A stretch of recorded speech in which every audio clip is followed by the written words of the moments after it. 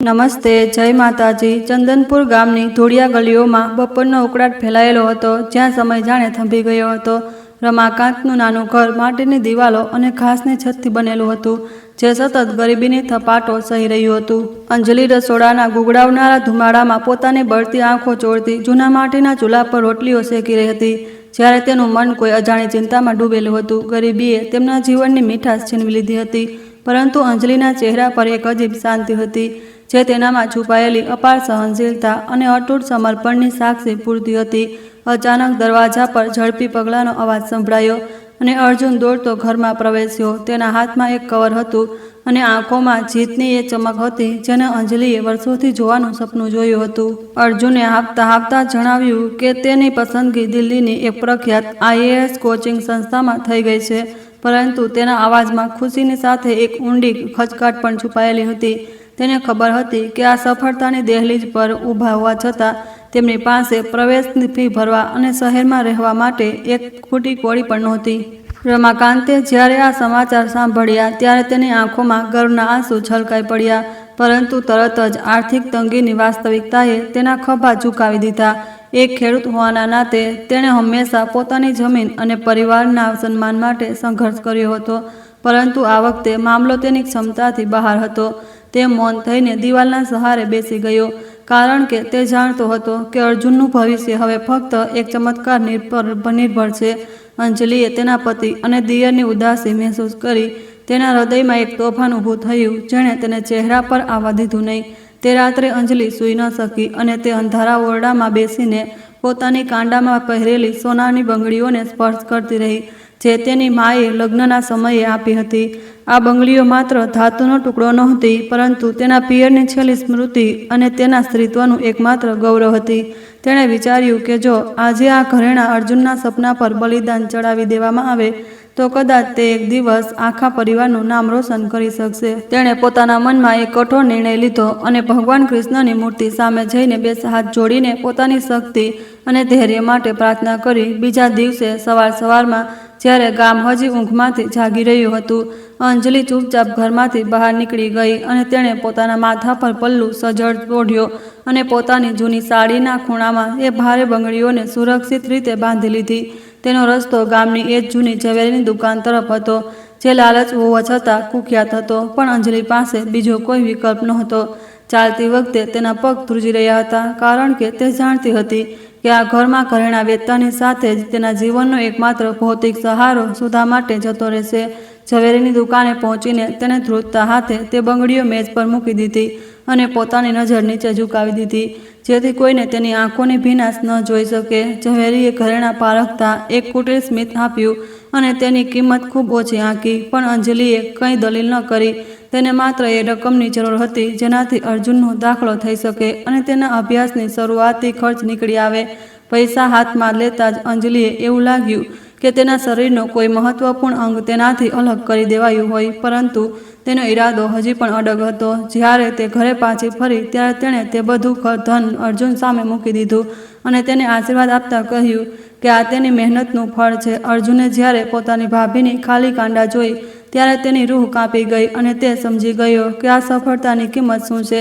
તેને રડતા રડતા અંજલિના પગ પકડી લીધા અને પ્રતિજ્ઞા લીધી કે તે આ ત્યાગને ક્યારેય વ્યર્થ નહીં જવા દે। રમાકાંતે પોતાની પત્નીનો આ નિસ્વાર્થ પ્રેમ જોયો તો તેની આંખોમાંથી પણ પ્રેમ અને કૃતજ્ઞતાની ધારા વહી નીકળી, જેણે આખા ઘરને એક ભાવનાત્મક ઉર્જાથી ભરી દીધું। અર્જુનના જવા માટેની તૈયારીઓ પૂરજોશમાં શરૂ થઈ ગઈ અને અંજલિએ તેના ફાટેલા બેગની સિલાઈ કરતી વખતે પોતાનો બધો લાડ પ્રેમ તેમાં પરોવી દીધો। તેણે સાવધાનીથી અર્જુન માટે ઘરના બનાવેલા અથાણાં અને કેટલાક સૂકા મેવા પેક કર્યા, જેથી શહેરની ભીડમાં તેને ઘરની કમી મહેસૂસ ન થાય। વિદાયના સમયે ગામના રેલવે સ્ટેશન પર એક ભારે શાંતિ છવાયેલી હતી, જ્યાં અંજલિએ પોતાની ખાલી કાંડાને સાડીના પલ્લુથી છુપાવી રાખી હતી। જ્યારે ટ્રેન ચાલવા લાગી ત્યારે અર્જુને બારીમાંથી બહાર જોતા પોતાની ભાભીને મૌન પ્રણામ કર્યા અને એક નવો ઇતિહાસ રચવાનો સંકલ્પ લીધો। ગામમાં અર્જુન ગયા પછી અંજલિનું જીવન વધુ મુશ્કેલ બની ગયું, કારણ કે હવે તેમને માત્ર ઘર જ નહીં ચલાવવાનું હતું, પણ દેવું પણ ચૂકવવાનું હતું।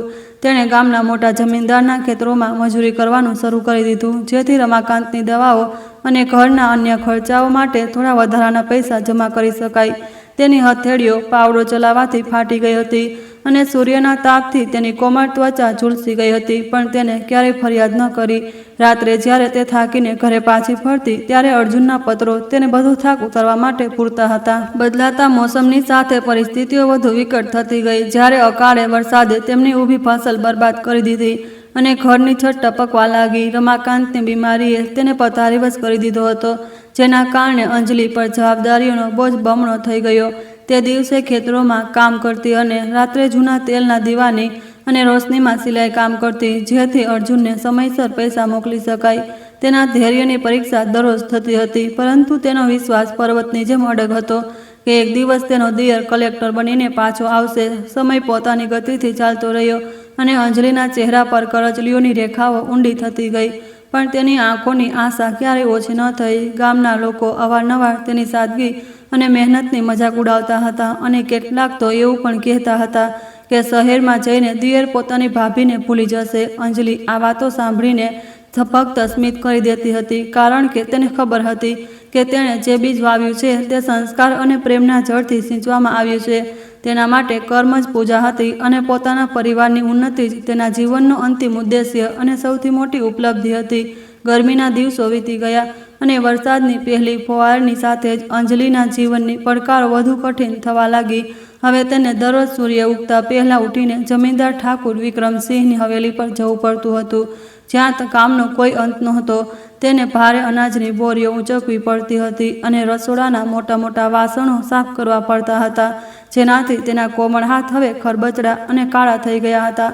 પણ જ્યારે પણ તેને શારીરિક થાક મહેસૂસ થતો, તે દૂર શહેરમાં બેઠેલા અર્જુનના ઉજ્જવળ ભવિષ્ય વિશે વિચારતી અને તેના ચહેરા પર દ્રઢ સંકલ્પ ચમકી ઉઠતો. ઠાકુર વિક્રમસિંહ એક અત્યંત કઠોર અને અભિમાની વ્યક્તિ હતો, જેને ગરીબોની લાચારી પર કટાક્ષ કરવો ખૂબ પસંદ હતો. તે અવારનવાર અંજલિના જૂના ફાટેલા કપડાં અને તેના પતિની વધતી બીમારીની જાહેરમાં મજાક ઉડાવતો હતો, જેનાથી અંજલિનું કોમળ હૃદય અંદરથી છલની થઈ જતું હતું. એક દિવસ તેણે અંજલિને બધાની સામે કહ્યું કે અર્જુન જેવા ગરીબ છોકરાઓ ક્યારેય કલેક્ટર ન બની શકે અને તે વ્યર્થમાં પોતાનું જીવન બરબાદ કરી રહી છે. અંજલિએ પોતાની આંખોમાં ઉમટતા આંસુ દબાવીને રાખ્યા અને કોઈ જવાબ આપ્યા વિના પોતાનું કામ કરતી રહી, કારણ કે તેનું મૌન તેની સૌથી મોટી શક્તિ હતી. ઘરની સ્થિતિ વધુ દયનીય થઈ ગઈ હતી, કારણ કે રમાકાંતની ખાંસી હવે લોહીના ડાઘા સાથે આવવા લાગી હતી. ગામના હકીમે તેને શહેરની મોટી હોસ્પિટલમાં લઈ જવાની સલાહ આપી હતી, પણ અંજલિ પાસે એક ફૂટી કોળી પણ બચી નહોતી. તેણે દવાઓ અને ભોજન વચ્ચે પસંદગી કરવી પડતી હતી અને તે અવારનવાર પોતે ભૂખી રહીને રમાકાંત માટે દલિયા બનાવતી હતી. ગરીબીના આ ક્રૂર ચક્રને તેને અંદરથી તોડી નાખી હતી. તેમ છતાં તે ઘરની ચાર દિવાલોની અંદર પોતાની મુસ્કાનનો એક ઢાલની જેમ ઉપયોગ કરતી હતી, જેથી રમાકાંતને દુઃખ ન થાય. અર્જુનને લખવામાં આવતા પત્રોમાં અંજલિ હંમેશા એ જ લખતી હતી કે ઘરમાં બધું બરાબર છે અને તેઓ ખૂબ ખુશ છે. તે વિસ્તારથી જણાવતી કે કેવી રીતે રમાકાંત હવે સ્વસ્થ થઈ રહ્યા છે અને ગામમાં આ વખતે ફસલ ખૂબ સારી થઈ છે, જેથી અર્જુન અભ્યાસથી વિચલિત ન થાય. પત્ર લખતી વખતે તેના આંસુ અવારનવાર કાગળ પર પડતા હતા, જેનાથી શાઈ ફેલાઈ જતી હતી, પણ તે તેમને પલ્લુથી લૂછીને ફરીથી લખવાનું શરૂ કરી દેતી. તેને ખબર હતી કે અર્જુનની સફળતા જ આ નરક જેવી જિંદગીમાંથી બહાર નીકળવાનો તેમનો એકમાત્ર સુરક્ષિત રસ્તો છે. ગામની અન્ય મહિલાઓ પણ અંજલિ પ્રત્યે સહાનુભૂતિ રાખવાને બદલે અવારનવાર તેના પર મેણા ટોણા મારતી હતી અને તેને કુલટા ચાલસંગત વગરની સુધી કહી દેતી હતી. તેમનું માનવું હતું કે એક વિવાહિત મહિલાએ આ રીતે બહાર જઈને મજૂરી કરવી અને પોતાના દિયરને ભણાવવું એ મર્યાદાની વિરુદ્ધ છે. અંજલિ આ કડવી વાતોને ઝેરના ઘૂંટની જેમ પી જતી હતી અને ક્યારેય કોઈને ફરિયાદ ન કરતી હતી. તેણે સમજી લીધું હતું કે સમાજ ફક્ત સફળતાની પૂજા કરે છે અને સંઘર્ષના દિવસોમાં ફક્ત ભગવાન જ એકમાત્ર સહારો હોય છે. એટલા માટે તે મૌન સાધનામાં લીન રહી. એક રાત્રે જ્યારે વરસાદ ખૂબ જ તેજ થઈ રહ્યો હતો, રમાકાંતની હાલત અચાનક બગડી ગઈ અને તેને તેજ તાવે ઝકડી લીધો. અંજલિ પાસે ડોક્ટરને બોલાવવા માટે પૈસા નહોતા, તેથી તે મુશળધાર વરસાદમાં ખાલી પગે ઠાકુરની હવેલી તરફ દોડી, જેથી થોડું અગ્રિમ વેતન માંગી શકે. ઠાકુરે તેને દરવાજા પર જ રોકી દીધી અને અપમાનજનક શરત મૂકી કે તેને આખી રાત હવેલીના અસ્તબલની સફાઈ કરવી પડશે. અંજલિએ પોતાના આત્મસન્માનને દાવ પર લગાવીને તે કામ સ્વીકાર્યું, કારણ કે તેના પતિનો જીવ દાવ પર લાગ્યો હતો. આખી રાત છાણ અને કાદવની સફાઈ કરતી વખતે અંજલિના હાથ ધ્રુજી રહ્યા હતા અને ઠંડીથી તેનું શરીર નીલું પડી ગયું હતું. સવારે જ્યારે તેને થોડા રૂપિયા મળ્યા તો તે રોકાયા વિના સીધી ડૉક્ટર પાસે પહોંચી અને દવાઓ લઈને ઘર તરફ દોડી. રમાકાંતને દવા પીવડાવ્યા પછી જ્યારે તેનો તાવ થોડો ઓછો થયો ત્યારે જઈને અંજલિના જીવમાં જીવ આવ્યો. તેણે મહેસૂસ કર્યું કે પ્રેમમાં એ શક્તિ છે જે માણસને સૌથી કઠિન પરિસ્થિતિઓમાં પણ જીવતા રહેવા માટે લડવાનું સાહસ પ્રદાન કરે છે, ભલે દુનિયા કેટલી પણ નિષ્ઠુર કેમ ન હોય. અર્જુનને આ બધી વાતોની ગંધ પણ નહોતી અને તે પોતાની ભણતરમાં દિવસ રાત એક કરી રહ્યો હતો. એવું વિચારીને કે તેની ભાભી આરામમાં હશે, તેને ક્યારેક ક્યારેક અંજલિના હાથની સિલાઈ અને તેના બનાવેલા પરાઠાની ખૂબ યાદ આવતી હતી, પણ તે પોતાની ભાવનાઓ પર નિયંત્રણ રાખતો હતો. તેણે પોતાના ઓરડાની દિવાલ પર પોતાની ભાભીની એક જૂની તસવીર લગાવી રાખી હતી, જે તેને હરપળ પોતાના સંઘર્ષ અને ઉદ્દેશ્યની યાદ અપાવતી રહેતી હતી. તે અવારનવાર વિચારતો હતો કે જ્યારે તે મોટો ઓફિસર બનશે તો પોતાની ભાભીને દુનિયાની દરેક ખુશી અને આરામ પ્રદાન કરશે. સમયની સાથે અંજલિની શારીરિક શક્તિ ઓછી થવા લાગી હતી, પણ તેની માનસિક શક્તિ વધુ મજબૂત થતી ગઈ. તેણે પોતાની લગ્નની છેલ્લી નિશાની, એક નાની ચાંદીની વીંટી પણ વેચી દીધી, જેથી અર્જુનની પરીક્ષા ફી ચૂકવી શકાય. હવે તેની પાસે ઘરેણાના નામે ફક્ત તેના ગળાનું મંગળસૂત્ર બચ્યું હતું. તેણે તે પોતાના જીવથી પણ વધુ કિંમતી સમજતી હતી. તે દરરોજ તુલસીના છોડ સામે દીવો પ્રગટાવતી અને પ્રાર્થના કરતી કે ભલે તેને કેટલી પણ પીડા સહન કરવી પડે, પણ અર્જુનનું સપનું ક્યાંય તૂટવું ન જોઈએ. જમીનદારના ખેતરોના કામ કરતી વખતે એકવાર અંજલિના પગમાં લોખંડની કિલ્લી લાગી ગઈ, જેનાથી ઊંડો ઘાવ થઈ ગયો અને સંક્રમણ ફેલાવા લાગ્યો. તેની પાસે ઈલાજ માટે પૈસા નહોતા, એટલા માટે તેણે ગરમ લોખંડથી તે ઘાવને પોતાને જ દાગી દીધો, જેથી તે કામ પર જઈ શકે. તેની આ મુખ પીડા ફક્ત તેની આત્મા અને એ દિવાલોને જ ખબર હતી, જ્યાં તે રાતભર દર્દથી કણસતી હતી, પરંતુ સવાર થતાં જ તે ફરીથી એક નવી ઉર્જાની સાથે કામ પર નીકળી પડતી. જાણે કંઈ થયું જ ન હોય, કારણ કે તે એક અડગ ચટ્ટાન હતી. ગામના મંદિરોને પૂજારી અંજલિના આ ત્યાગને જોઈને અવારનવાર ભાવુક થઈ જતો હતો અને તેને સાક્ષાત દેવીનું રૂપ કહેતો હતો. તેણે એકવાર અંજલિને પૂછ્યું કે તે આટલી નાની ઉંમરમાં આટલી મોટી જવાબદારી કેવી રીતે ઉઠાવી રહી છે, તો તેણે ફક્ત એટલું જ કહ્યું કે કર્મ જ ધર્મ છે. તેના માટે અર્જુનનું ભવિષ્ય માત્ર એક પદ નહોતું, પરંતુ તેના પરિવારના અસ્તિત્વની લડાઈ હતી, જેને તેને દરેક હાલતમાં જીતવાની હતી. તેના આ અતૂટ વિશ્વાસને તેને સમાજની ગાળો અને શારીરિક કષ્ટો સહન કરવાની અસીમ દિવ્ય શક્તિ પ્રદાન કરી હતી. અંતે તે ઐતિહાસિક દિવસ આવી જ ગયો, જેની આખા ચંદનપુર ગામને મોટી આતુરતાથી રાહ હતી. સવારની તાજી હવામાં રેડિયો પર વાગતા સમાચારે જાણે આખા વિસ્તારમાં વીજળી દોડાવી દીધી હતી. અર્જુને માત્ર સંઘ લોક સેવા આયોગની કઠિન પરીક્ષા જ ઉત્તીર્ણ નહોતી કરી, પણ તેણે આખા દેશમાં ટોચનું સ્થાન પ્રાપ્ત કરીને બધાને ચોંકાવી દીધા હતા. અંજલિએ જ્યારે આ સમાચાર સાંભળ્યા તો તેના હાથમાંથી માટીનું તે વાસણ છૂટીને પડી ગયું, જેને તે સાફ કરી રહી હતી. તેની આંખોમાંથી ખુશીના આંસુ વહી નીકળ્યા અને તે ચૂપચાપ પોતાના પૂજા ઘરમાં જઈને ઈશ્વરના ચરણોમાં ઝૂકી ગઈ. ગામના એ લોકો જે ગઈકાલ સુધી અંજલિની મજાક ઉડાવતા હતા, આજે તે જ સૌથી પહેલા અભિનંદન આપવા તેના ઘરે પહોંચવા લાગ્યા. જમીનદાર ઠાકુર વિક્રમસિંહ, જેણે અંજલિને અપમાનિત કરવામાં કોઈ કસર નહોતી છોડી, આજે હાથમાં મીઠાઈઓનો મોટો થાળ લઈને દરવાજા પર ઊભો હતો. અંજલિએ કોઈ દ્વેષ વિના બધાનું સ્વાગત કર્યું, પણ તેની નજર વારંવાર પોતાની ખાલી કાંડા પર તરફ જઈ રહી હતી. તેને પોતાની એ વેચી નાખેલી બંગડીઓનું દુઃખ નહોતું, પરંતુ આજે તેને લાગી રહ્યું હતું કે તેના ત્યાગના સોનાએ તપીને પોતાની અસલી ચમક વિખેરી દીધી છે. બીજી તરફ લખનૌના એક ભવ્ય સરકારી ગેસ્ટ હાઉસમાં અર્જુન પત્રકારો અને મોટા અધિકારીઓથી ઘેરાયેલો હતો, જ્યાં દરેક કોઈ તેની સફળતાની કહાની જાણવા માંગતું હતું. કેમેરાની ચમક અને માઇકની ગડગડાટ વચ્ચે અર્જુન એક અલગ જ દુનિયાનો અનુભવ કરી રહ્યો હતો, જે તેના ગામની ધૂળથી ખૂબ દૂર હતી. તે યંગ આઇકન તરીકે રજૂ કરવામાં આવી રહ્યો હતો અને તેની દરેક વાતને ખૂબ ધ્યાનથી સાંભળવામાં આવી રહી હતી. આ ચકાચોંધની વચ્ચે ક્યાંક ને ક્યાંક તેના ગામની એ તૂટેલી ઝૂંપડી અને અંજલિનો સંઘર્ષ તેની યાદોના ધૂંધળાપણામાં પાછળ છૂટવા લાગ્યો હતો. એ જ સમારોહમાં અર્જુનની મુલાકાત મીરાથી થઈ, જે એક વરિષ્ઠ IAS અધિકારીની એકમાત્ર દીકરી હતી અને પોતે પણ એક ઊંચા પદ પર આસીન હતી. મીરાની સુંદરતા, તેની અંગ્રેજી બોલવાનો આત્મવિશ્વાસ અને તેની આધુનિક જીવનશૈલીએ અર્જુનને બુરી રીતે પ્રભાવિત કર્યો. તેને લાગ્યું કે તેના નવા જીવન માટે મીરા જેવી જીવનસાથી સૌથી યોગ્ય હશે, જે તેને શહેરના ઉચ્ચ સમાજમાં ભળી જવામાં મદદ કરી શકે. મીરાએ પણ અર્જુનની બુદ્ધિમત્તા અને તેની નવી ઓળખને જોતા તેની તરફ પોતાની દોસ્તીનો હાથ મોટી ગરમજોશીથી વધાર્યો હતો. મીરાનો પરિવાર અર્જુનની આ સાધારણ સફળતાથી એટલો પ્રભાવિત થયો કે તેમણે તરત જ તેના સામે લગ્નનો પ્રસ્તાવ મૂકી દીધો. અર્જુન માટે આ એક સુવર્ણ ભવિષ્યનો દ્વાર ખોલવા જેવું હતું, જ્યાં સત્તા, પૈસો અને પ્રતિષ્ઠા બધું એક સાથે મળી રહ્યું હતું. જો કે એક પળ માટે તેને અંજલિ અને રમાકાંતની યાદ આવી, પણ મીરાની વાતોના જાદુ અને શહેરી વિલાસિતાના આકર્ષણે તેને વિચારવા પર મજબૂર કરી દીધો. તેને લાગવા માંડ્યું કે જો તે મીરા સાથે લગ્ન કરે છે તો તેની કારકિર્દી વધુ ઝડપથી ઊંચાઈઓ પર પહોંચી શકશે. અંજલિ ગામમાં અર્જુનના આગમનની પ્રતીક્ષામાં દિવસ રાત એક કરી રહી હતી અને તેણે જૂના સંદૂકમાંથી પોતાની સૌથી સારી સાડી કાઢી હતી. તેણે વિચાર્યું હતું કે જ્યારે અર્જુન કલેક્ટર બનીને આવશે તો તેને પોતાના હાથે બનાવેલો એ જ દેશી ઘીનો હલવો ખવડાવશે જે તેને બાળપણમાં ખૂબ પસંદ હતો. તે ગામની દરેક ગલીને સજાવવા માંગતી હતી જેથી આખી દુનિયા જોઈ શકે કે તેનો દિયર હવે એક મોટો સાહેબ બની ગયો છે. તેની મમતા અને અપેક્ષાઓ એટલી નિસ્વાર્થ હતી કે તેને આવનારા સમયના બદલાવનો જરા પણ અંદેશો નહોતો. ત્યારે જ અર્જુનનો એક ઔપચારિક પત્ર ગામ પહોંચ્યો જેમાં તેણે પોતાની સફળતાનો શ્રેય ભગવાનને આપ્યો હતો, પણ વ્યક્તિગત રીતે અંજલિનો કોઈ વિશેષ ઉલ્લેખ નહોતો. પત્રમાં તેણે એ પણ લખ્યું હતું કે તે કામના બોજ અને ટ્રેનિંગના કારણે હમણાં ગામ નહીં આવી શકે. જલ્દી જ તેના લગ્ન એક મોટા પરિવારમાં થવાના છે. અંજલિએ જ્યારે આ પત્ર વાંચ્યો તો તેના ચહેરાની મુસ્કાન થોડી ઝાંખી પડી ગઈ, પણ તેને પોતાને એવું કહીને દિલાસો આપ્યો કે મોટા પદો પર ગયા પછી જવાબદારીઓ વધી જ જતી હોય છે. રમાકાંતની તબિયત હવે વધુ બગડવા લાગી હતી, પણ તે અર્જુનની સફળતાના સમાચાર સાંભળીને અંદરથી ખૂબ ખુશ હતો. તેણે અંજલિને કહ્યું કે હવે તેમને ચિંતા કરવાની કોઈ જરૂર નથી કારણ કે તેમનો નાનો ભાઈ હવે આખા જિલ્લાનો માલિક બની ગયો છે.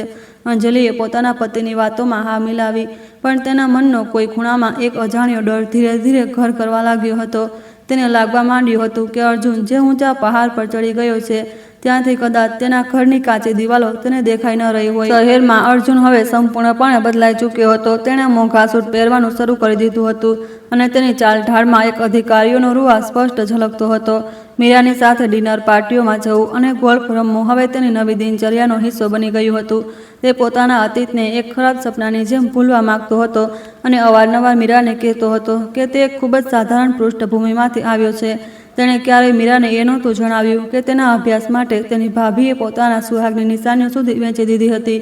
મીરાના પિતાએ અર્જુન માટે એક શાનદાર રિસેપ્શનનું આયોજન કર્યું જેમાં શહેરના તમામ પ્રતિભાશાળી લોકો સામેલ થયા હતા. તે ભીડભાડ અને ઐશ્વર્યની વચ્ચે અર્જુનને પોતે ખૂબ ગર્વ મહેસૂસ થઈ રહ્યો હતો કે તેણે પોતાની મહેનતથી આ મુકામ હાંસલ કર્યો છે.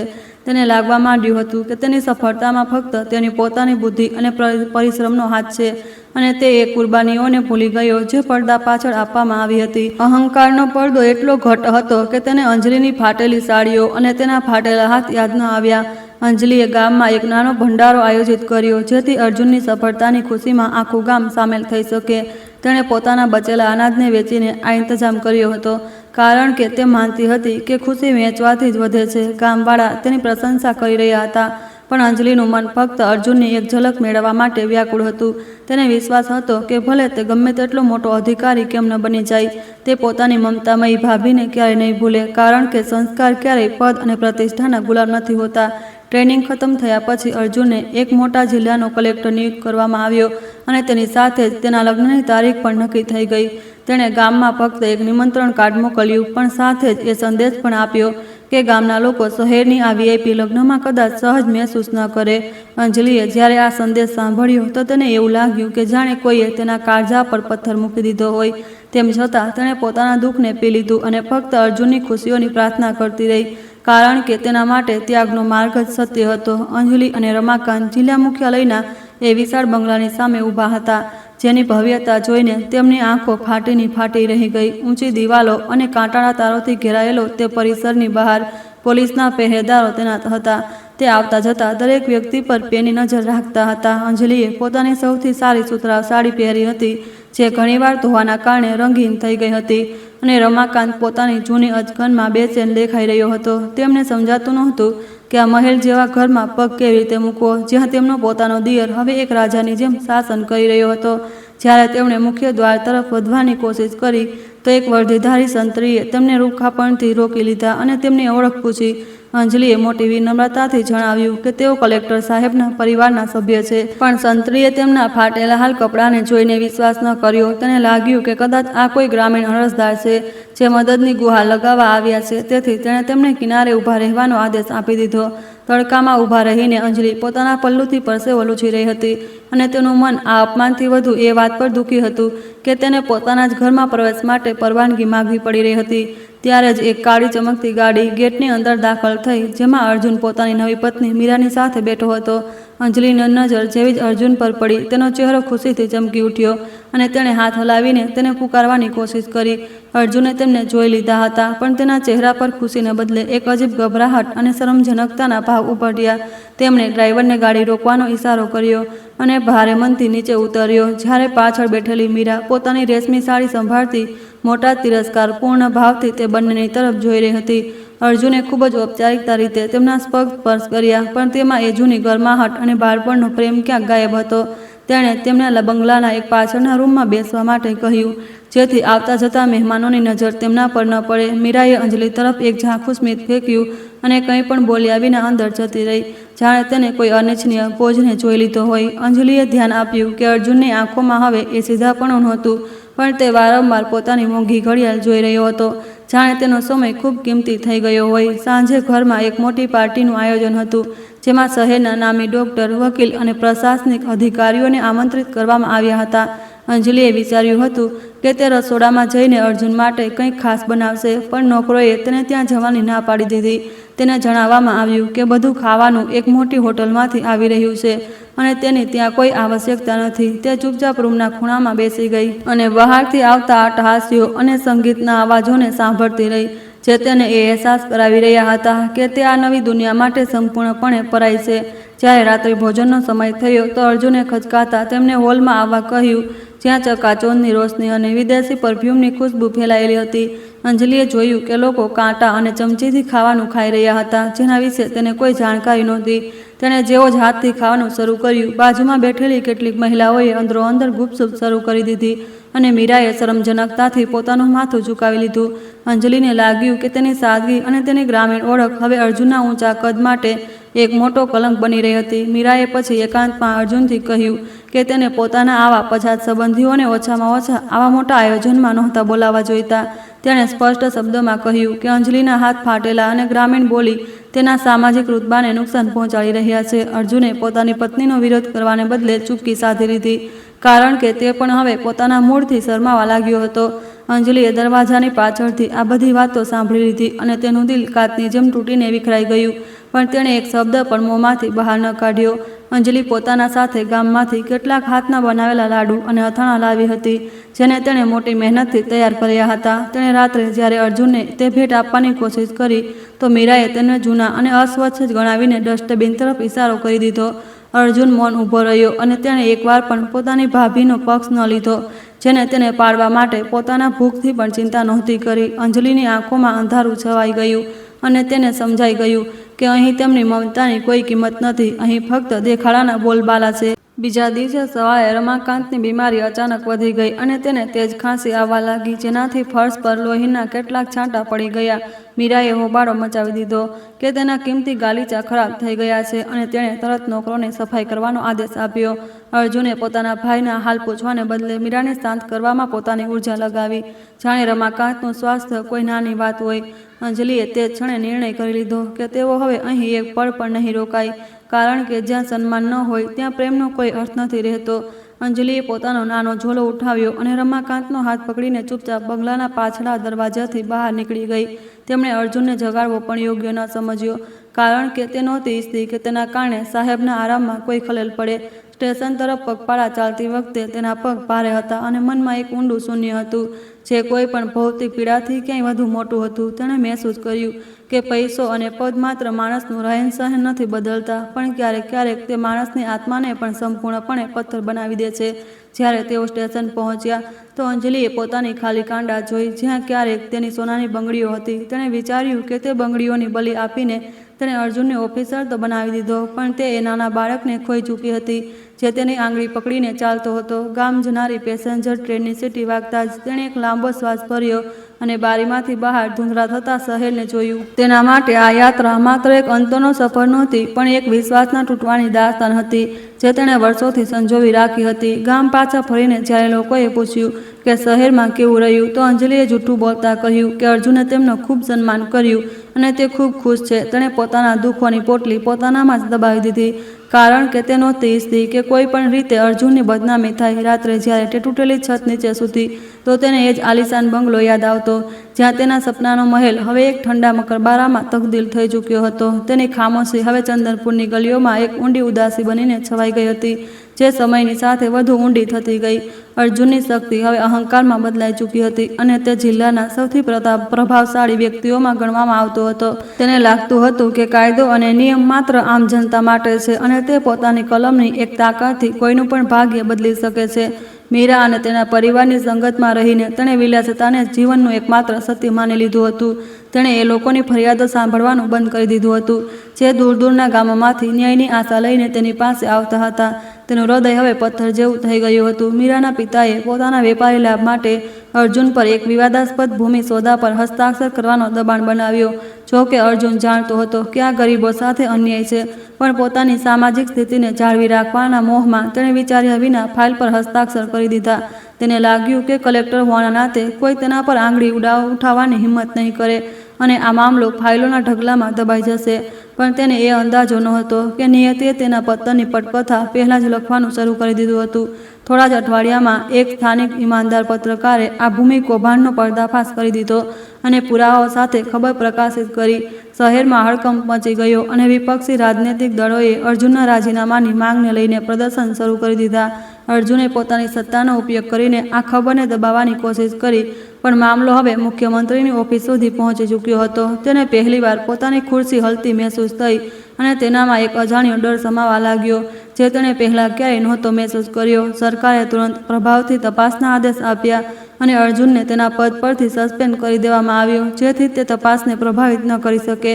તેના ઘરની બહાર લાગેલા સુરક્ષા ગાર્ડ હટાવી દેવામાં આવ્યા અને જે લોકો ગઈકાલ સુધી તેના પગ સ્પર્શ કરતા હતા તે હવે તેનો ફોન પણ નથી ઉઠાવી રહ્યા હતા. અહીં સુધી કે મીરાના પિતા જેમણે તેને આ દલદલમાં ધકેલ્યો હતો તેમણે પણ સાર્વજનિક રૂપે તેનાથી દૂરી બનાવી લીધી હતી.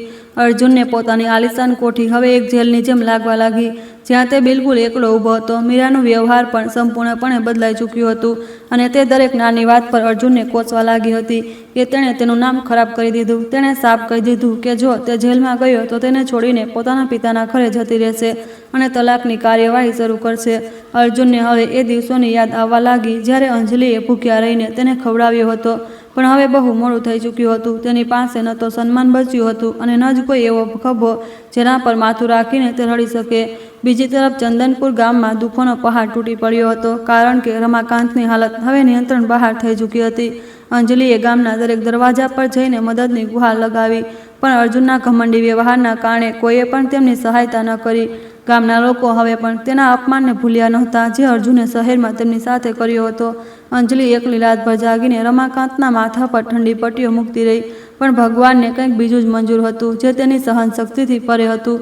અડધી રાતના સન્નાટામાં રમાકાંતે અંતિમ શ્વાસ લીધો અને અંજલિના જીવનનો છેલ્લો સહારો પણ હંમેશા માટે છીનવાઈ ગયો. તેની પાસે પોતાના પતિના અંતિમ સંસ્કાર માટે લાકડીઓ ખરીદવા સુધીના પૈસા નહોતા અને તે આખી રાત તે ઠંડા દેહની પાસે બેસીને રડતી રહી. તેણે અર્જુનને ઘણીવાર ફોન કરવાની કોશિશ કરી, પણ તેનો નંબર હંમેશા વ્યસ્ત અથવા બંધ આવતો રહ્યો. તેને મહેસૂસ થયું કે કર્માનું ચક્ર કેટલી બેરહમીથી ફરે છે. જ્યાં એક ભાઈએ ત્યાગ કર્યો અને બીજાએ વિશ્વાસઘાત કર્યો. સવાર થતાં જ ગામનો સાવકાર કેટલાક લઠ્ઠીધારીઓને સાથે ત્યાં પહોંચ્યો અને અંજલિને ઘરમાંથી બહાર નીકળવાનો આદેશ આપ્યો. તેણે દાવો કર્યો કે અર્જુનના અભ્યાસ માટે લીધેલું દેવું હજુ સુધી નથી ચૂકવાયું અને હવે આ ઘર તેનું છે. અંજલિએ મિન્નતો કરી કે ઓછામાં ઓછું અંતિમ સંસ્કાર સુધી તેને રોકાવા દેવામાં આવે, પણ નિર્દયી સાહુકારે તેનો બધો સામાન ગલીમાં ફેંકી દીધો અને તે પોતાના પતિના શબની સાથે ખુલ્લા આસમાન નીચે આવી ગઈ જ્યાં ફક્ત તેની સેજકારીઓ અને ધૂળિયા હવાઓ સાથ હતી. ગામના કેટલાક દયાળુ લોકોએ અંતે અંજલિની દયનીય સ્થિતિ જોઈને અંતિમ સંસ્કારમાં મદદ કરી, પણ અંજલિ હવે સંપૂર્ણપણે તૂટી ચૂકી હતી. તેણે પોતાના ઘરની માટીને પ્રણામ કર્યા અને ગામની બહાર એક વડના ઝાડ નીચે પોતાનો આશરો લીધો. તેની પાસે પહેરવા માટે ફક્ત એ જ ફાટેલી સાડી હતી અને હાથમાં કોઈ ઘરેણું નહોતું જેને તે પહેલાં જ વેચી ચૂકી હતી. તેની આંખોની ચમક બુજાઈ ચૂકી હતી અને તે ફક્ત શૂન્યતામાં તાકતી રહેતી હતી જાણે તે કોઈ ચમત્કારની રાહ જોઈ રહી હોય. અર્જુન પર લાગેલા આરોપોની ગંભીરતાને જોતા અદાલતે તેની બધી સંપત્તિ અને બેંક ખાતાઓ સીઝ કરવાનો આદેશ જાહેર કરી દીધો. મીરાએ એક સાંજે પોતાનો બધો કિંમતી સામાન સમેટ્યો અને કોઈ વિદાય વિના તેને છોડીને પોતાના માયકે જતી રહી. તે બંગલો જે ક્યારેક સત્તાનું કેન્દ્ર હતો તે હવે ખંડેરની જેમ શાંત થઈ ગયો હતો અને અર્જુન ફર્શ પર બેસીને પોતાની કિસ્મત પર રડી રહ્યો હતો. તેણે પોતાની ભાભીની એક ખાલી કાંડા વારંવાર યાદ આવી રહી હતી જેની ચમક તેણે પોતાની મહત્વાકાંક્ષાની વેદી પર ચડાવી દીધી હતી. તેને પોતાની ભૂલનો અહેસાસ ત્યારે થયો જ્યારે તેને પોલીસ સ્ટેશનમાં કલાકો સુધી પૂછપરછ માટે બેસાડવામાં આવ્યો અને તેની બેઇજ્જતી કરવામાં આવી. તે સમજી ગયો કે તેણે જે મહેલ બનાવ્યો હતો અપનોની બલિ આપીને તે રેતનો ઢગલો સાબિત થયો. તેણે મનોમન અંજલિથી માફી માંગી, પણ તેને નહોતું ખબર કે તેની ભાભી હવે કયા હાલમાં છે અને શું તે તેને ક્યારેય માફ કરી શકશે. કર્માએ પોતાનું કામ કરી દીધું હતું અને અર્જુનને તેની દરેક એક નાની ભૂલની મોટી કિંમત ચૂકવવી પડી રહી હતી. ચંદનપુરમાં અંજલિ હવે ભીખ માગીને પોતાનું પેટ ભરવા માટે મજબૂર હતી, કારણ કે તેની શારીરિક શક્તિએ હવે જવાબ આપી દીધો હતો. તેમ છતાં તે દરરોજ સડકના મોડ પર બેસતી અને આશામાં કે કદાચ તેનો નાનો ભાઈ પાછો આવે. તેના મનમાં અર્જુન પ્રત્યે કોઈ નફરત નહોતી, પરંતુ ફક્ત એક મમતા હતી જે તેને દરેક કષ્ટ સહન કરવાની શક્તિ આપતી હતી. તે જાણતી હતી કે અર્જુન આજે નહીં તો કાલે જરૂર આવશે, કારણ કે લોહીનો સંબંધ ક્યારેય સંપૂર્ણપણે મળતો નથી, ભલે પરિસ્થિતિઓ કેટલી પણ બદલાઈ જાય. એક દિવસ ગામમાં અફવા ફેલાઈ કે શહેરથી પોલીસ આવી છે અને અર્જુનની ધરપકડ કરી લેવામાં આવી છે, જેનાથી અંજલિનું દિલ દહેલાઈ ગયું. તેણે મંદિરની સીડીઓ પર બેસીને ભગવાનથી પ્રાર્થના કરી કે ભલે તેની જાન લઈ લે, પણ અર્જુન પર કોઈ આંચ ન આવે. તેની ભક્તિ એટલી નિસ્વાર્થ હતી કે તે પોતાના દુઃખોને ભૂલીને પોતાના અપરાધી દિયરની રક્ષાની કામના કરી રહી હતી. આજ તે ભારતીય નારીનું ચરિત્ર હતું, જેને આધુનિકતાની ચકાચોંધમાં અર્જુને સંપૂર્ણપણે નજરઅંદાજ કરી દીધું હતું અને અપમાન કર્યું હતું. અર્જુનની કાનૂની લડાઈ લાંબી ખેંચાતી ગઈ અને તેને પોતાની વકાલતની ફી ભરવા માટે પણ બીજાઓની સામે હાથ ફેલાવવા પડ્યા. અને ત્યારે જ એ બંગડીઓની અસલી કિંમત સમજમાં આવી, જે અંજલિએ એક પળમાં તેના માટે આપી દીધી હતી. તે હવે સમજી ચૂક્યો હતો કે સાચી દોલત બેંક બેલેન્સમાં નહીં, પણ એ સંબંધોમાં હોય છે જે ખરાબ વખતે સામે ઊભા રહે છે. તેણે જેલની કોઠરીમાં બેસીને સંકલ્પ લીધો કે જો તે અહીંથી બહાર નીકળ્યો તો તે પોતાના ગામ પાછો જશે અને માફી માંગશે. તપાસ દરમિયાન એ જાણવા મળ્યું કે અર્જુનને ફસાવવામાં મીરાના પિતાનો પણ હાથ હતો, જેથી તેઓ પોતાની કાળી કમાણીને સફેદ કરી શકે. જ્યારે મુખ્ય ગવાહે સાચું બોલ્યું તો અર્જુનને થોડી રાહત મળી, પણ તેની નોકરી અને પ્રતિષ્ઠા હંમેશા માટે સમાપ્ત થઈ ચૂકી હતી. તેના અદાલતે રિહા તો કરી દીધો, પણ તેની પાસે જવા માટે હવે કોઈ ઘર નહોતું બચ્યું. તે એક સાધારણ બસમાં બેસીને પોતાના ગામ તરફ નીકળી પડ્યો, જ્યાં તેની આત્મા હવે પણ તે કાચી ઝૂંપડીમાં વસતી હતી. રસ્તાભર તે વિચારતો રહ્યો કે અંજલિ તેને જોતા જ શું કહેશે અને તે તેના સામનો કેવી રીતે કરશે. તેની પાસે ન તો હવે કલેક્ટરનું પદ હતું અને ન જ તો તે મોંઘો સૂટ. તે ફક્ત એક હારેલો માણસ હતો જે પોતાના મૂળની તલાશમાં હતો. ગામની સીમા પર પહોંચતા જ તેને જૂની યાદો ઘેરવા લાગી અને તેનો ગળો રૂંધાઈ ગયો.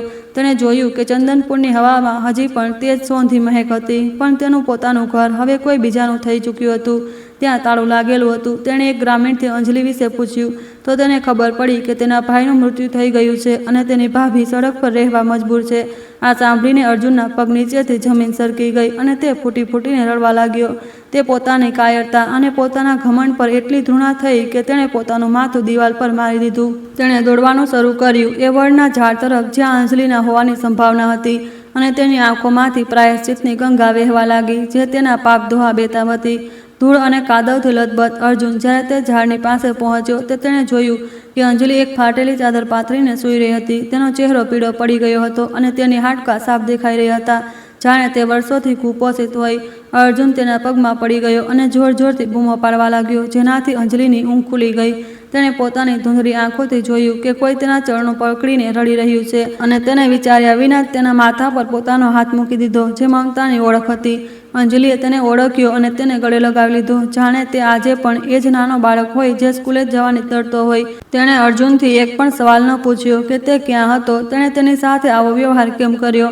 તેના માટે અર્જુનનું પાછું આવવું જ સૌથી મોટો પુરસ્કાર હતો, અને તેણે પોતાની સાડીના પલ્લુથી તેના આંસુ લૂછ્યા. અર્જુને સિસકતા કહ્યું કે તે તેનો ગુનેગાર છે અને તે ક્યારેય પોતાને માફ નહીં કરી શકે.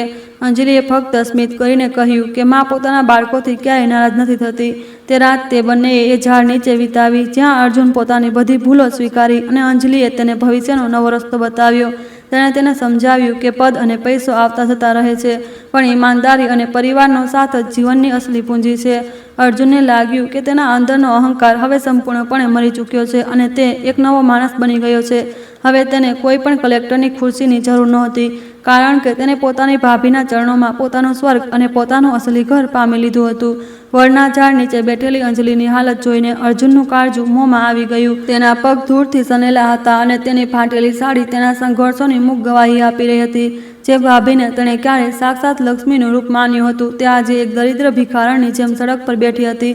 અર્જુને તેના સૂકા અને ધ્રુજતા હાથોને પોતાના હાથોમાં લીધા અને ફૂટી ફૂટીને રડવા લાગ્યો. તેને પોતાના તે આલીશાન જિંદગી પર ધૃણા થવા લાગી, જે તેણે અંજલિના હાડકાને ગાળીને અને તેના સપનાને કચડીને બનાવી હતી. ગામના જૂના કાકા ત્યાંથી પસાર થઈ રહ્યા હતા. તેમને જ્યારે અર્જુનને જોયો તો તેમની આંખોમાં ગુસ્સો ભરાઈ આવ્યો. તેમણે વ્યંગ કરતા કહ્યું કે હવે અહીં શું લેવા આવ્યો છે સાહેબ? હજુ શું તારી ભૂખ નથી મટી? શું તને ખબર પણ છે કે જ્યારે તું શહેરમાં મહેલોનો આનંદ લઈ રહ્યો હતો ત્યારે આ સ્ત્રીએ જમીનદારના અસ્તબલમાં છાણ ઉંચકીને તારા ભણતરના પૈસા મોકલ્યા હતા. તારી સફળતાના દરેક હિસ્સામાં અંજલિની રાતોની ઊંઘ અને તેના લોહીની અંશ ભળેલું છે, જેને તું શહેરની ચકાચોંધમાં સંપૂર્ણપણે ભૂલી ગયો. અંજલિએ કાકાને રોકવાની કોશિશ કરી અને પોતાના નબળા અવાજમાં કહ્યું કે તે મારા દિયરને કંઈ ન કહે, કારણ કે તે હવે પાછો આવી ગયો છે. અર્જુને સિસકતા કાકાથી પૂછ્યું કે શું તેને ક્યારેય ખબર પડશે કે ભાભીએ તેના માટે બીજું શું સહન કર્યું? કાકાએ કડવાશ સાથે જણાવ્યું કે તેણે માત્ર પોતાની બંગડીઓ જ નહીં વેચી, પણ પોતાના સુહાગની છેલ્લી નિશાની અને પોતાની આત્મા સુધીનો સોદો કરી લીધો, જેથી તું કલેક્ટર બની શકે. તેણે બીમાર પતિને એકલા છોડીને ખેતરમાં કામ કર્યું, જેથી તારું ભવિષ્ય અંધકારમાં ન ડૂબી જાય. અર્જુનને યાદ આવ્યું કે તે કેવી રીતે શહેરમાં પોતાની પત્ની મીરા સાથે મોંઘી હોટલોમાં ખાવાનું ખાતો હતો, જ્યારે તેના ભાભી અહીં સૂકા ચણા ખાઈને દિવસો ગુજારી રહી હતી. તેને પોતાની તે ઘમંડી વિચારસરણી પર શરમજનકતા થઈ. તેણે તેને અંજલિથી દૂર કરી દીધો હતો અને તેને એક અજનબી બનાવી દીધો હતો. તેણે અંજલિ સામે હાથ જોડીને કહ્યું કે તેને જેલ લઈ જાય કે તેને મારી નાખે, પણ તેને માફ ન કરે, કારણ કે તે માફીને લાયક નથી. અંજલિએ તેના આંસુ લૂછ્યા અને કહ્યું કે એક ભાઈ ક્યારેય અપરાધી નથી હોતો. કાકાએ આગળ જણાવ્યું કે જે દિવસે રમાકાંતનું મૃત્યુ થયું તે દિવસે અંજલિએ તેને ફોન કરવા માટે આખા ગામમાંથી પૈસા માંગ્યા હતા, પણ કોઈએ તેની મદદ ન કરી. તે આખી રાત પોતાના પતિના શબને ખોળામાં લઈને બેસી રહી અને તારું નામ પોકારતી રહી, પણ તું તે સમયે પોતાની સફળતાનો જશ્ન મનાવી રહ્યો હતો. તે રાતનો વરસાદે માત્ર તેની ઝૂંપડીની છત નહીં, છીનવી પણ અંજલિના વિશ્વાસને પણ હલાવી દીધો હતો. પણ તેમ છતાં તારા માટે ફક્ત દુઆઓ જ માંગી. સાવકારે કેવી રીતે ધોખાથી તેમના ઘર પર કબજો કર્યો અને કેવી રીતે અંજલિને ધક્કો મારીને સડક પર કાઢી મૂકી. આ સાંભળીને અર્જુનનો ગુસ્સો સાતમા આસમાને પહોંચી ગયો. તેને મહેસૂસ થયું કે તેની કલેક્ટરવાળી તાકાત કેટલી પોકળ હતી, જે અપનાવના ઘરની રક્ષા પણ ન કરી શકી. તેણે તે જ ક્ષણે સંકલ્પ લીધો કે તે હવે અહીંથી ત્યાં સુધી નહીં જાય જ્યાં સુધી તે અંજલિને તેનું ખોવાયેલું સન્માન અને તેનું ઘર પાછું ન અપાવી દે. તેને લાગ્યું કે અસલી પ્રશાસન તો હવે શરૂ થશે, જ્યાં તેને અપનાવના ન્યાય માટે લડવાનું હતું. અર્જુને ગામના તે બધા લોકોથી માફી માંગી જેમનું તેણે પહેલાં અપમાન કર્યું હતું અને તેમની પાસેથી અંજલિની દેખભાળમાં મદદ કરવા માટે અનુરોધ કર્યો. ગામવાળા અર્જુનના આ બદલાવને જોઈને હેરાન હતા, કારણ કે જે વ્યક્તિ ગઈકાલ સુધી હવામાં વાતો કરતો હતો તે આજે જમીન પર બેસીને ધૂળ ચાંટી રહ્યો હતો. અંજલિના ચહેરા પર એક રાહતભરી મુસ્કાન હતી, જાણે તેણે પોતાનો ખોવાયેલો દીકરો ફરીથી પામી લીધો હોય.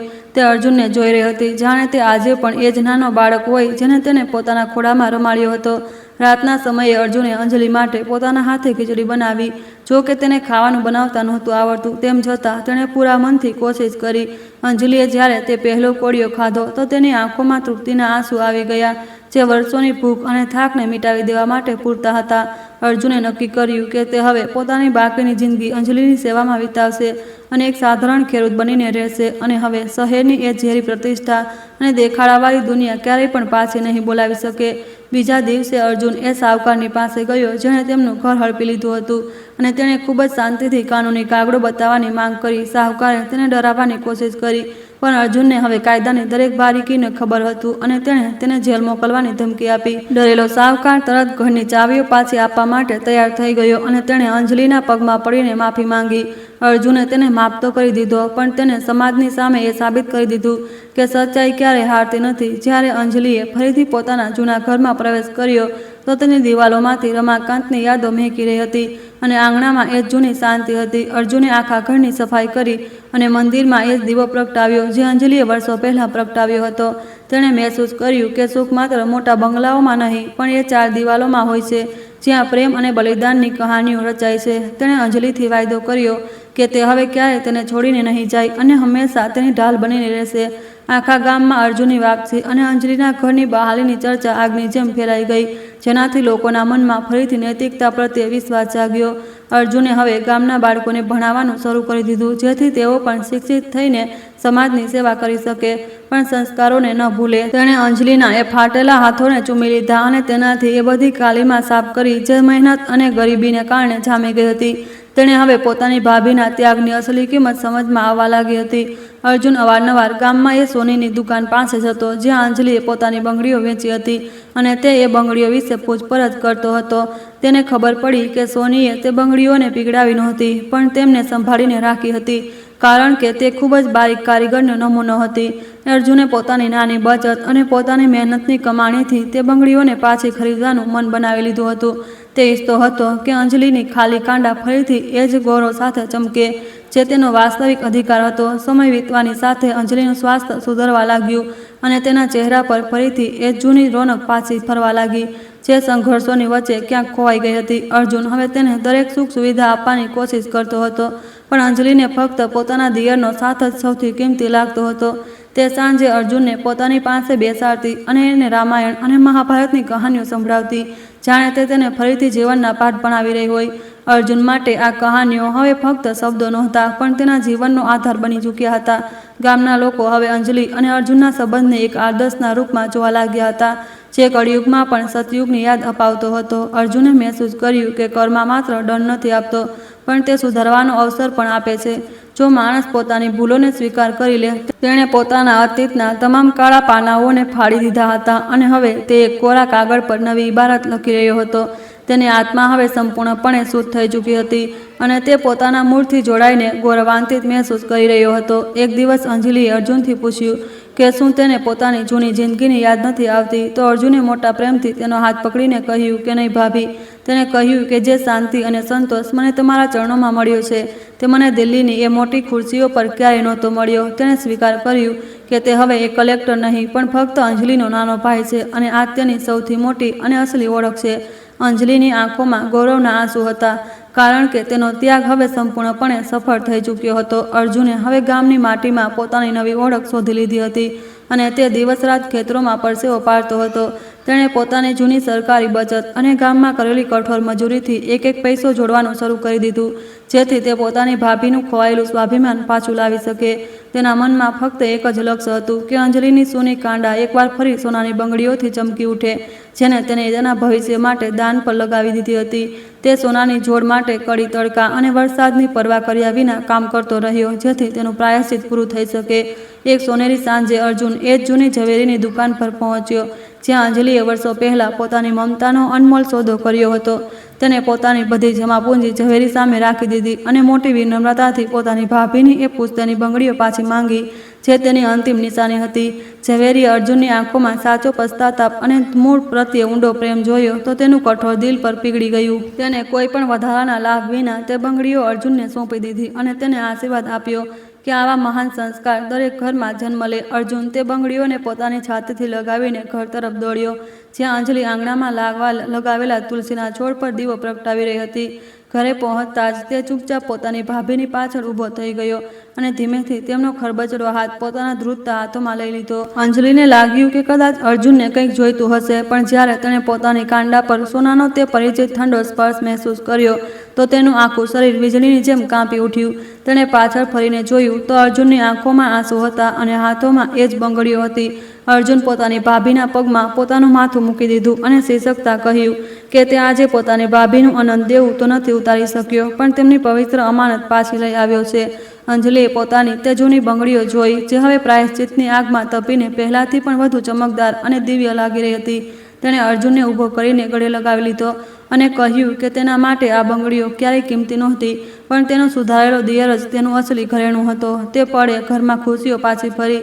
ગામના લોકો જે ક્યારેય અંજલિનો તિરસ્કાર કરતા હતા આજે તે આ ભાવુક દ્રશ્યની સાક્ષી બનવા માટે આંગણામાં ચૂપચાપ જમા થઈ ગયા હતા. તેમણે જોયું કે એક પૂર્વ ઉચ્ચ અધિકારી પોતાની સાધારણ ભાભીના ચરણોમાં બેઠો છે અને એક મહિલા પોતાની મમતાથી તેની આશીષ આપી રહી છે.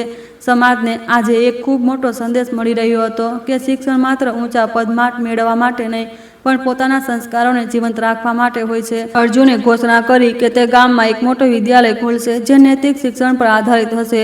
સમય વીતતો ગયો અને ચંદરપુરની સુરત બદલાવા લાગી જ્યાં અર્જુન હવે એક આદર્શ શિક્ષક અને ગામના માર્ગદર્શક તરીકે સન્માનપૂર્વક ઓળખાતો હતો. તેણે ક્યારેય પાછળ ફરીને શહેરની તે દેખાડાવાળી ચકાચોંધને ન જોઈ અને ન જ તે પોતાને વિભવમાં ખોઈ જવાનો કોઈ અફસોસ હતો।